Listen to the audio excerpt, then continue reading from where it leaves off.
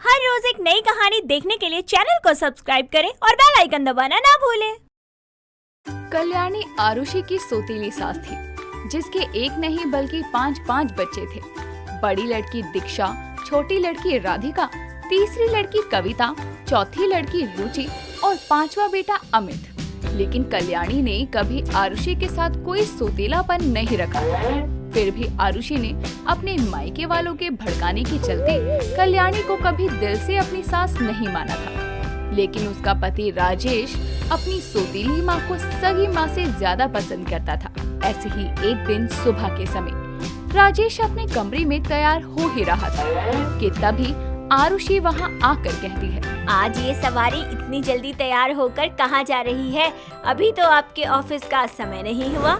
हाँ, वो क्या है ना कि माँ को डॉक्टर के पास लेकर जाना है चेकअप के लिए, इसीलिए आज ऑफ लिया है मैंने। बहुत लोग होते हैं तो लेट हो जाता है और माँ इतनी देर तक बैठ नहीं पाती हैं। आप क्यों भूल जाते हैं कि वो आपकी सगी माँ नहीं बल्कि सौतेली माँ है? इतना क्या सोच रहे हैं आप उनके लिए? उनके बारे में सोचने के लिए उनके एक नहीं 5 बच्चे हैं। ये सौतेला अपना ये सब नाटक तुम औरतों को ही आता है, और माँ में कौन सौतेला कौन अपना करता है? माँ तो बस माँ होती है। आप मुझ पर क्यों भड़क रहे हैं? मैंने तो वही कहा जो सच है और जो लोग कहते हैं। तुम ये अपनी और लोगों की सोच अपने पास ही रखो। सुबह सुबह मेरा सर मत खाओ, समझी? जैसे छोटे लोग वैसी छोटी बातें। और जिनको तुम मेरी सौतेली माँ बोल रही हो, उन्होंने मुझे अपने बच्चों से भी ज्यादा प्यार दिया है। ये तो पक्का माँ भक्त है। इसको कहना तो दीवार में सर मारने जैसा है। आप तो बेवजह ही गुस्सा कर रहे हैं। मैं तो यही कह रही थी, घर में इतने सारे भी तो लोग हैं, कोई भी माँ का चेकअप करवा ले आएगा। आपकी छुट्टी कर रहे हैं। नहीं, मुझे कोई प्रॉब्लम नहीं है। अमित होता तो उसे भेज देता। अब बहनों को कहाँ भेज दूं? परेशान हो जाएंगी गर्मी में। मैं चलता हूँ, तुम्हारे सवाल तो खत्म होने वाले हैं नहीं, लेकिन मुझे जरूर लेट हो जाएगा।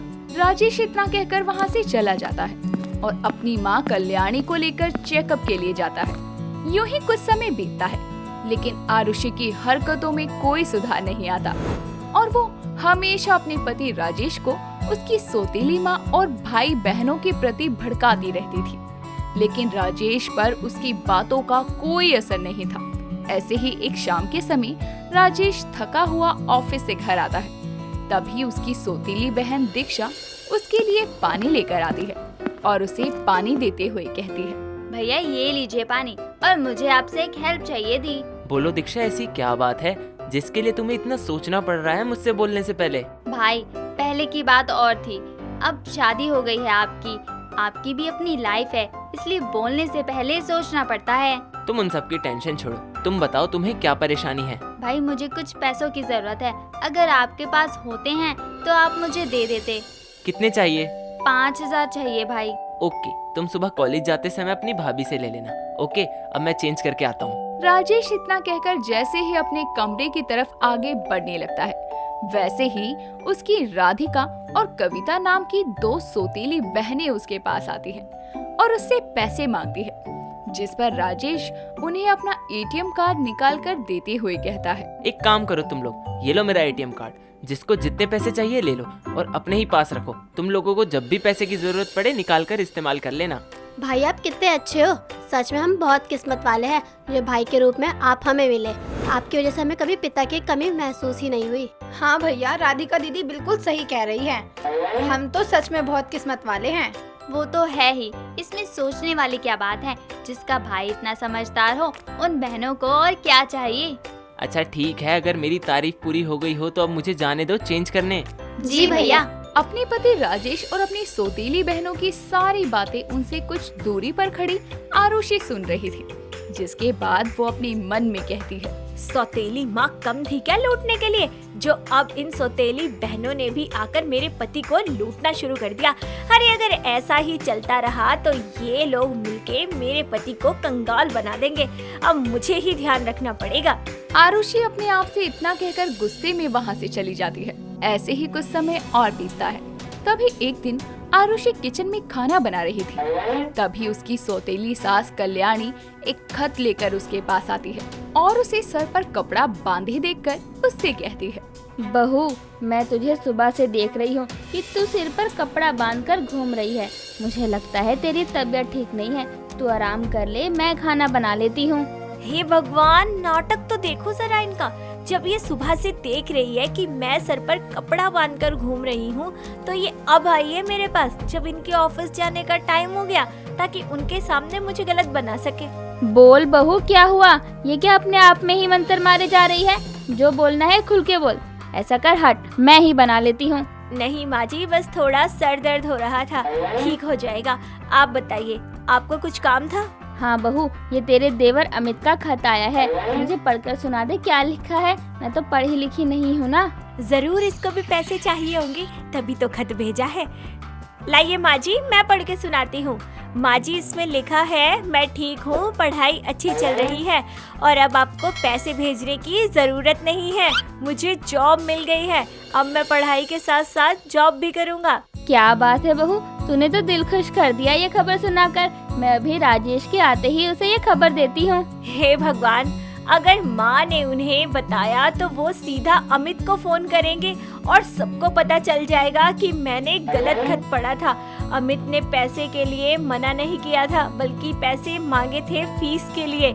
नहीं माँ जी, अगर आप बताओगी तो उन्हें बुरा लगेगा। मजा तो तब आएगा जब वो आकर सबको बताएंगे। और ये खत मुझे दीजिए, मैं संभाल के रख देती हूँ। तू सही कह रही है बहू, मैं उसे कुछ नहीं बताऊंगी, उसके बताने का इंतजार करूंगी। कल्याणी इतना कहकर वहाँ से चली जाती है और आरुषि अपना झूठ ना पकड़े जाने पर बहुत खुश थी, जिसके चलते वो अमित के पैसे मांगने वाले सभी खतों को या तो गलत पढ़ती है या छुपा देती है। लेकिन वो कहते हैं ना, झूठ छोटा हो या बड़ा, लेकिन एक ना एक दिन सामने आ ही जाता है। ऐसे ही कुछ समय बाद आरुषि के साथ भी यही होता है। जिस झूठ को छुपाकर वो खुश हो रही थी, वो खुद ब खुद सबके सामने आता है। यूं ही एक दिन सभी लोग एक साथ बैठकर चाय पी रहे थे, तभी अमित घर आता है और अपने भाई राजेश को कहता है, भाई जब इतना खींच लाए तो लास्ट साल में क्यों हिम्मत हार रहे हैं? मैंने आपको कितने खत लिखे कि मुझे पैसे की जरूरत है।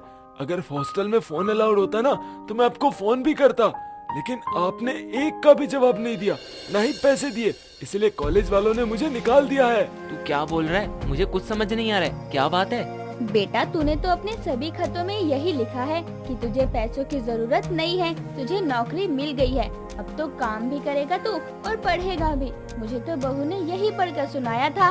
माँ, आप ये क्या कह रही हैं? मुझे कुछ समझ में नहीं आ रहा है। मैं वहाँ पढ़ने गया हूँ या नौकरी करने? मैं ऐसा क्यों बोलूँगा?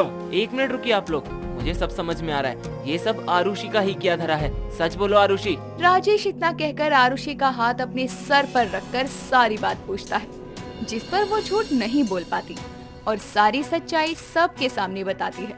जिसके बाद आरुषि को वो बहुत सुनाता है और उसे बताता है कि जिन लोगों को सौतेला समझकर वो उनके साथ गलत व्यवहार करती है, दरअसल वो सब कुछ घर बार पैसा धन दौलत उन्हीं का है और सौतेला उसका खुद का पति है। लेकिन फिर भी कभी किसी ने उसे सौतेला महसूस तक नहीं होने दिया, जिसे सुनते ही वो हैरान हो जाती है और रोते हुए कहती है, मुझे माफ कर दीजिए, अनजाने में मुझसे बहुत बड़ी गलती हो गई। मैंने आप सबके साथ गलत किया, मुझे इन सब के बारे में कुछ नहीं पता था। आरुषि के माफी मांगने पर सभी लोग उसे माफ करते हैं और राजेश अपने भाई अमित को पैसे देकर वापस पढ़ने भेजता है। जिसके बाद आरुषि भी अपने मन से सौतेलेपन की भावना हटाकर सबको दिल से अपनाकर प्यार से रहती है। कांता अपने बेटे कुश के अचानक शादी करके आने से दुखी थी, लेकिन कुश एक अच्छे घर की अमीर लड़की आशिमा को अपनी बीवी बनाकर लाया था, जिसके कारण कांता की नाराजगी ज्यादा देर तक नहीं रह पाई और वो अपनी नई बहू का स्वागत करते हुए बोलती है, आ जाओ बहू, अब बेटे की पसंद के आगे एक माँ को तो झुकना ही पड़ेगा। बेटी की पसंद नहीं, बहू की अमीरी देखकर झुकी हैं आप तो। कांता अपनी नई बहू की आरती उतार ही रही होती है कि तभी वहाँ कुश की बहन रिया आती है, जो दरवाजा रोकते हुए अपने भाई से बोलती है, भाई देख, मैंने सुना है कि दरवाजा रोकने की रस्म होती है, जिसमें भाई को अपनी बहन को पैसे देने पड़ते हैं कमरे में जाने के लिए। तो अब तो देख ले, अगर कमरे में जाना चाहता है तो पैसे दे दे। लो, घर में सही से आए भी नहीं और ये फकीरों की तरह मांगना शुरू हो गई। मुझे तो लगा ही था कि ये भिखारी लोग हैं। वो तो कुश की खुशी के लिए मैं यहाँ आई हूँ, वरना ऐसे घर में तो मेरी जूती भी पैर नहीं रखती। अरे ले लियो पैसे बाद में कभी, अभी जाने दे, थके हुए हैं। नहीं नहीं, मुझे अभी पैसे दो, अभी के अभी। ये देखकर आशिमा अपने पर्स से कुछ पैसे निकालती है और रिया के हाथों में देते हुए बोलती है, ये लो पैसे और रास्ता छोड़ो हमारा, मैं बहुत थक गई हूँ, तुम्हारी फकीरी के चलते और देर खड़ी नहीं रह सकती। इतना बोलते ही आशिमा अंदर को आ जाती है। उसके रूखे व्यवहार के चलते कुछ भी उसके पीछे पीछे उसको समझाने जाता है। वहीं अपनी नई नवेली भाभी का ऐसा बर्ताव देखकर रिया अपनी माँ से बोलती है, देख लो माँ भाई की पसंद को, आज रस्म निभाने के लिए भाई से पैसे क्या मांगे, ये अमीरजादी तो हमें फकीर कहकर चली गई। अरे वो थकी हुई है, इतनी देर से खड़े खड़े किसी का भी दिमाग घूम जाएगा। तू गुस्सा मत कर और जा जाकर दूध गर्म कर दे अपने भाई भाभी के लिए। मैं नहीं कर रही, आप ही कर दो। रिया गुस्से में अपने कमरे में चली जाती है। दूसरी तरफ कांता भी अपनी बहू और बेटी को दूध दे आती है। ऐसे ही गुजरते दिनों के साथ आशिमा घर में नई नई चीजें लाकर अपनी अमीरी दिखाती है और रिया को ये सब बिल्कुल पसंद नहीं आता। लेकिन एक दिन रिया को अपने कॉलेज फेस्टिवल में पहनने के लिए साड़ी चाहिए थी, जिसके लिए वो अपनी माँ से बोलती है, माँ मुझे साड़ी चाहिए, मेरे कॉलेज में फेस्टिवल है, मुझे उसमें पहननी है। देख बेटा, अभी मेरे पास इतने पैसे नहीं हैं कि तुझे साड़ी दिला सकूं। तू ऐसा कर, जाकर अपनी भाभी से मांग ले, उनकी कोई साड़ी वो दे देगी, मना नहीं करेगी। क्या माँ, अब मैं उनसे मांगू? अरे वो तेरी भाभी ही तो है, अपनी भाभी से मांगने में कैसी शर्म, जा जाकर ले ले। अपनी माँ के कहने पर रिया अपनी भाभी के कमरे में जाकर उनसे बोलती है, भाभी मेरे कॉलेज में फेस्टिवल है, मुझे उसमें साड़ी पहननी है, तो क्या आप मुझे अपनी कोई साड़ी दे सकती हैं एक दिन के लिए? हाँ हाँ, क्यों नहीं, मैंने अपनी साड़ी फकीरों को दान करने के लिए ही तो ली है, और सबसे बड़ी फकीर तो मेरी खुद की ननद है, तो भला मैं उसको क्यों नहीं दूंगी। रुको, अभी देती हूँ। आशिमा बड़े ही प्यार से अपनी ननद की बेइज्जती करके उसको अपनी एक साड़ी दे देती है, जिसके बाद रिया उस साड़ी को लेकर अपने कमरे में जाती है और मुंह फुलाते हुए बोलती है, भाभी अमीर है तो उन्होंने सबको फकीर समझा हुआ है क्या? अरे कोई भी चीज देंगी तो बकवास और ताना मार देंगी। आशिमा और रिया के बीच हुई बातें कांता भी सुन लेती है, लेकिन वो घर की शांति बनाए रखने के लिए कुछ नहीं बोलती। आशिमा ने तो घर के कामों के लिए भी नौकर रख लिए थे, जिसके कारण वो बस पूरा दिन अपनी कमरे में ही घुसी रहती। ससुराल वालों से ज्यादा बात नहीं करती, ना ही कोई मेल मिलाप करती। लेकिन कांता चाहती थी कि उसकी बेटी रिया और आशिमा आपस में बहनों की तरह रहे, ताकि आगे उसके ना रहने पर उसकी बेटी को कोई दिक्कत ना हो। इसीलिए वो कभी कभी रिया को किसी न किसी बहाने अपनी भाभी से बात करने भेज दिया करती, ताकि आशिमा को घर में अकेलापन महसूस ना हो। ऐसे ही एक दिन जब आशिमा घर से पार्टी के लिए जा रही होती है, तो कांता उसे रोकते हुए बोलती है, बहू कहीं घूमने या पार्टी में जा रही हो क्या? जी माँ जी, सही पहचाना, मैं एक पार्टी में जा रही हूँ, शाम तक आ जाऊंगी। तो बहू एक काम कर, रिया को भी ले जा, अकेली घर में बोर हो जाएगी, ये भी देख लेगी अपनी भाभी की पार्टी। अरे माँ मुझे नहीं जाना, मेरे पास तो कपड़े भी नहीं है। अरे कपड़े जा भाभी से ही ले ले, चल जा, हो जा तैयार जल्दी से। आओ आओ ननद जी, आपको कपड़े दूं?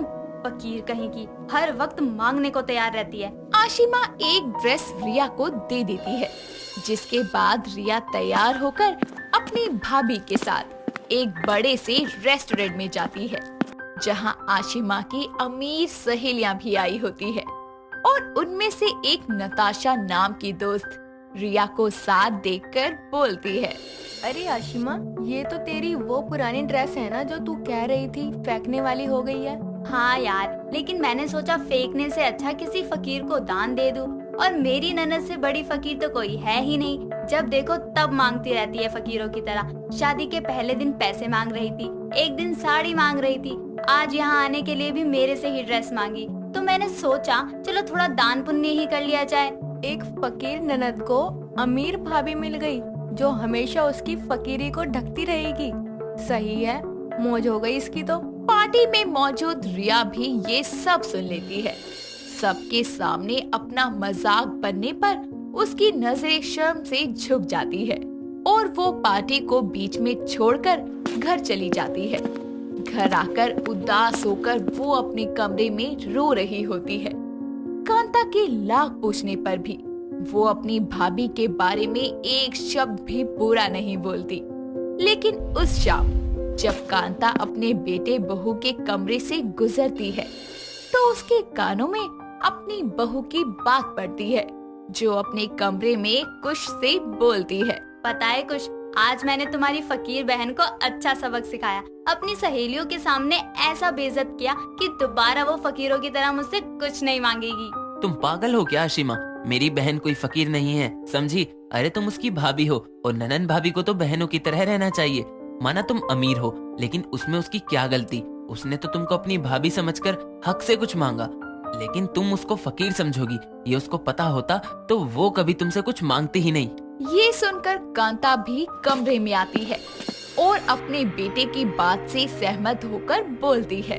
बहू, मेरी बेटी ने आज तक तुमसे कभी कुछ नहीं मांगा मन से। अरे उसको तुमसे क्या, मुझसे मांगने में भी शर्म आती है।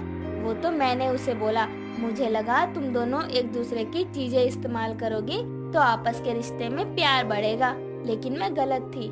आज से मैं उसको मना कर दूंगी कि वो तुमसे कुछ भी ना मांगे। कांता अपनी बहू को ये बोलकर अपनी बेटी के कमरे में जाती है और उसको प्यार से अपने गले लगाकर चुप करवाती है। अब से रिया अपनी भाभी से कुछ नहीं मांगती और धीरे धीरे आशिमा ने पाया कि उसका और रिया का रिश्ता जो था वो भले ही किसी चीज को मांगने से शुरू हुआ था, पर वो तभी भी उससे बात करती थी। लेकिन जब से रिया ने खुद को आशिमा से अलग कर लिया था, दोनों की बिल्कुल बात नहीं होती थी। आशिमा अगर घर में कोशिश भी करती तो उससे बात करने पर रिया दूर चली जाती। ये देखकर आशिमा कुश से बोलती है। रिया, मुझे उस दिन के लिए माफ कर दो। मैंने अपनी सहेलियों के सामने तुम्हारा मजाक बनाया। कोई बात नहीं भाभी, मैंने आपको माफ कर दिया। ऐसे नहीं, मैंने तुमको हमेशा फकीर बोला, जबकि सबसे बड़ी फकीर तो मैं हूँ। अमीर पैसों से हूँ, लेकिन रिश्तों के मामले में तो आपसे भी ज्यादा फकीर हूँ। ना आज तक अच्छी बहू बन पाई, ना भाभी। मुझे एक मौका दे दो रिया, दिल से मैं अपनी सारी गलती सुधारना चाहती हूँ। मुझे खुशी है कि आपको आपकी गलती का एहसास हो गया। मैंने आपको माफ कर दिया और एक मौका भी दे दिया। अब से हम एक परिवार की तरह रहेंगे। हाँ, पक्का। दोनों ननद भाभी में इतना प्यार देखकर कांता की आंखें भर आती है और आखिर में अमीर भाभी और फकीर ननद एक दूसरे को अपने दिल से अपना लेती है। दोस्तों, अगर आपको ये कहानी पसंद आई तो इसे लाइक करें, शेयर करें और कमेंट करके बताएं कि कहानी में आपको सबसे अच्छा क्या लगा।